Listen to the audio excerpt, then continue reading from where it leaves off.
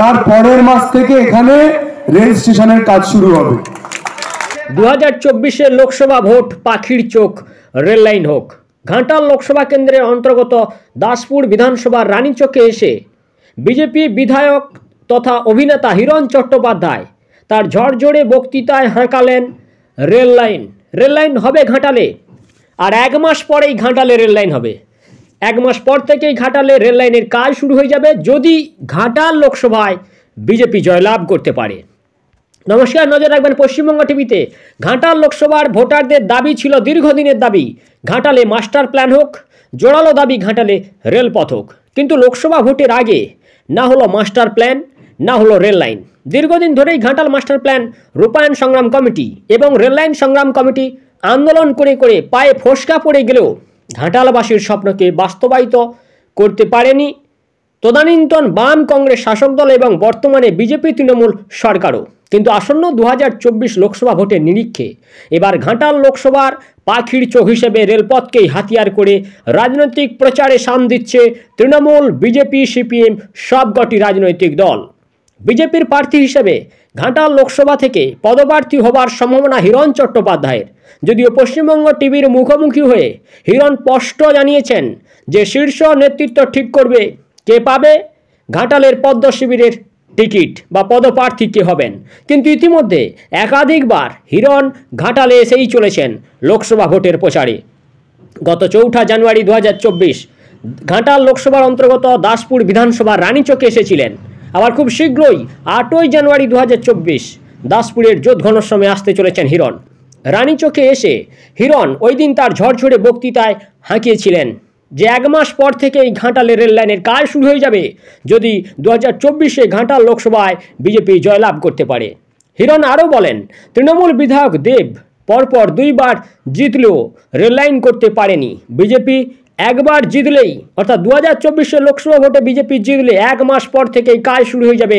লিখে রেখে দিন, ডায়েরিতে নোট করে রাখুন, সংবাদ মাধ্যম চাইলে লিখতে পারে।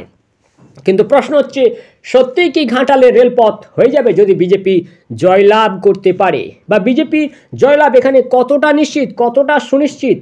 বিজেপির যে টিকিট যিনি পাবেন তার কি জয় সুনিশ্চিত? কনফিডেন্স কতটা আছে?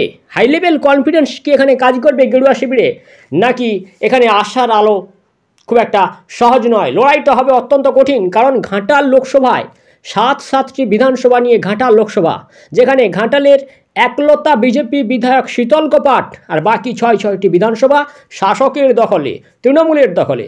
যদিও দুর্নীতি ইস্যুতে শাসক কোণঠাসা, কিন্তু আমরা বিগত দিনে লক্ষ্য করেছি দুর্নীতি ইস্যু এখানে কিন্তু আজ 1 মাস নয়, 2 মাস নয়, বেশ কয়েক বছর ধরেই দুর্নীতি ইস্যু কাজ করছে, দল কোণঠাসা। তার সত্ত্বেও ঘাটালে বিধানসভা ভোট হয়েছে, ঘাটালে পৌরসভা ভোট, এছাড়া ঘাটাল লোকসভার যে সমস্ত গ্রাম পঞ্চায়েতগুলি রয়েছে পঞ্চায়েত ভোটেও দেখা গেছে যে শাসকের ঝুলিতেই বেশিরভাগ আসন বা সিট এসেছে।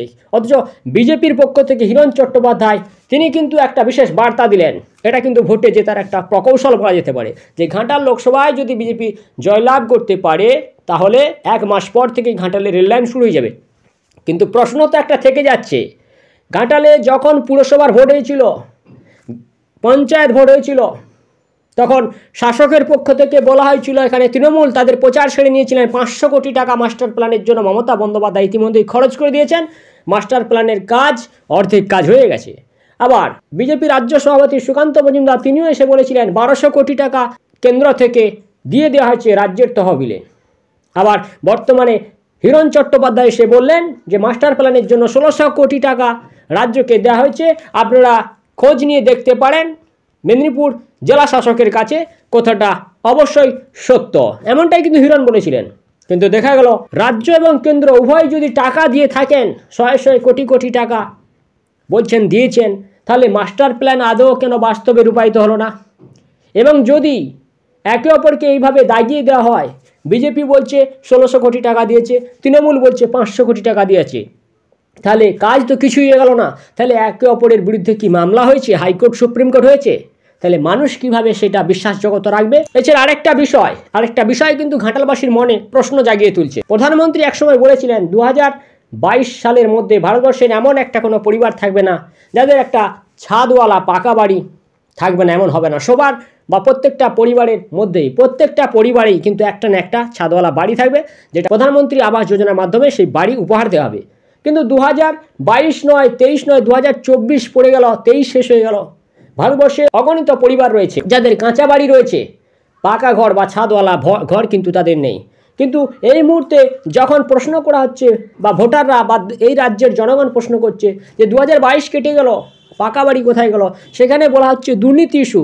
তাহলে ঘাটাল রেললাইনের ক্ষেত্র এমন কোনো ইস্যু কাজ করবে না তো, যে লোকসভা ভোটে বিজেপির জয় সুনিশ্চিত হয়ে গেল, তারপর বলা হবে রাজ্য সরকার জমি দিতে পারছে না, রাজ্য সরকার কাজ শুরু করতে পারছে না, এই টালবাহানা আবার দেওয়া হবে না তো। তাই লোকসভা ভোটে রেলপথকে হাতিয়ার করে বিজেপি, তৃণমূল, সিপিএম যেইভাবেই প্রচার করুক না কেন, চতুর্দিকে প্রচার কিন্তু ইতিমধ্যে শুরু হয়ে গেছে, সবার মুখে রেললাইন শোনা যাচ্ছে। কিন্তু সেই রেললাইন সত্যিই কি বাস্তবে ঘাটালে বিছানো হবে, এটা কিন্তু একটা অপেক্ষা, এবং সেই অপেক্ষার অবসান 2024 লোকসভা ভোটের পর হবে, নাকি আরও বিগত 10, 20, 50 বছর কেটে যাবে, সেটা বলা মুশকিল। নমস্কার, নজর রাখবেন পশ্চিমবঙ্গ টিভিতে।